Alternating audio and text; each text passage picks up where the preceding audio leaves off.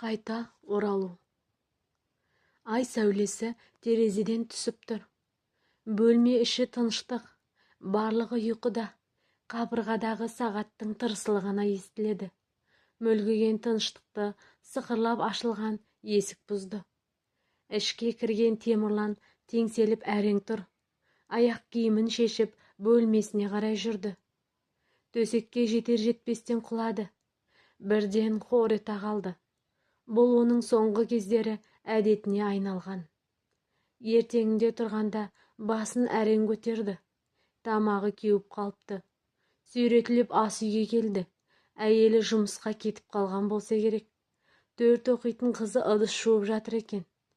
Кранды ағызып су ішті. Жасы 40-қа енді келсе де арақ жеңіп бара жатқан сияқты. Денесінде күш жоқ. Ерте қартайған. Аяқ